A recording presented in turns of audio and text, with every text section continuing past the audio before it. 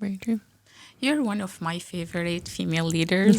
So I'm going to ask you, what does leadership mean to you? And how has your leadership actually evolved through science and community building and everything you do day to day? I love that question, Reem. Thank you. So I think everyone has something that they gravitate towards, and it's only on reflection that I can look back and say my leadership has always been somehow around community building. And so when I, again, kind of coming back to my roots as a scientist, I did not appreciate how unusual this was at a time, but I found so much value from attending a Gordon conference. That's how I met my postdoc advisor. It was so energizing as a scientist. And the Gordon Research Conferences has a wide variety of topic areas.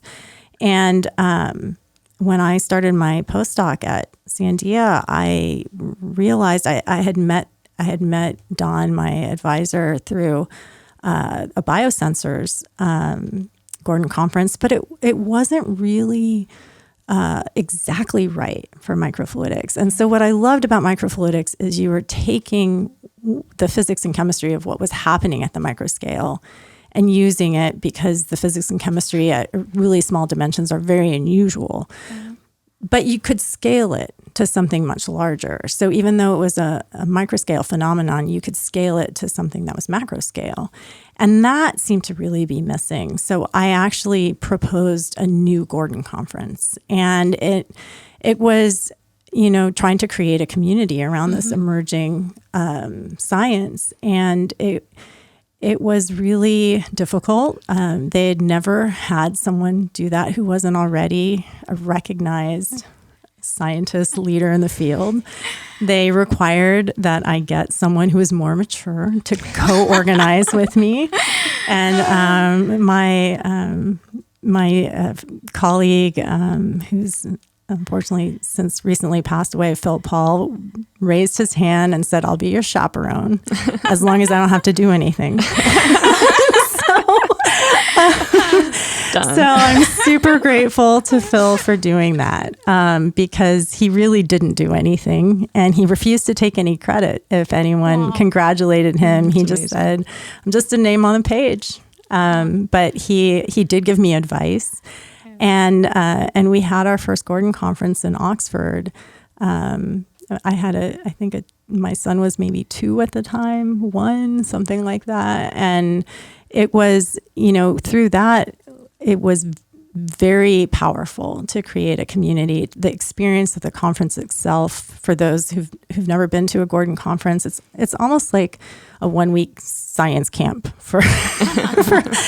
with top leaders in the field. Every session is not recorded. It's closed. You can discuss ideas. Everyone agrees to, it doesn't count as a disclosure. There's a poster session mainly for students.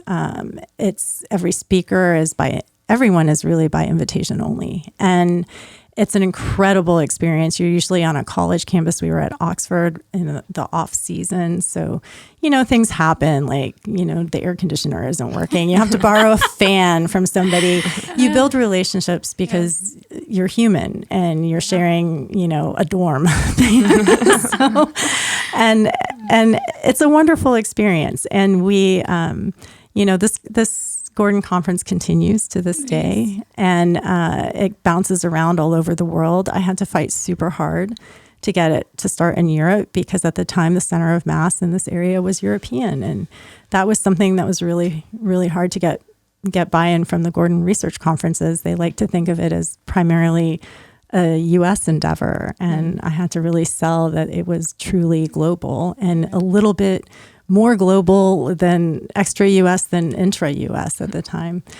But that experience, I think, is really, it helped me. I suddenly knew all these people. I didn't do it in order to do that. I really just loved the conference that I went to and I felt like it could accelerate the progress of that field.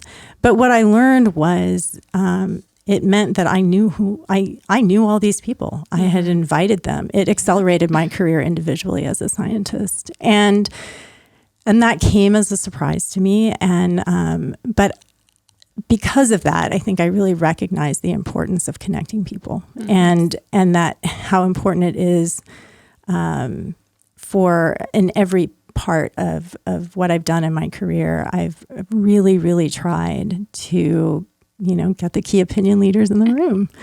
And I think as I've matured as an individual, as a scientist, as a businesswoman, it's less and less for my own gain, and it's more and more for the gain of that community. And my heart was in the right place, I think, as an individual contributor, as a scientist. When I started the Gordon Research Conference, I really did want to do it for the community. I reaped personal benefits.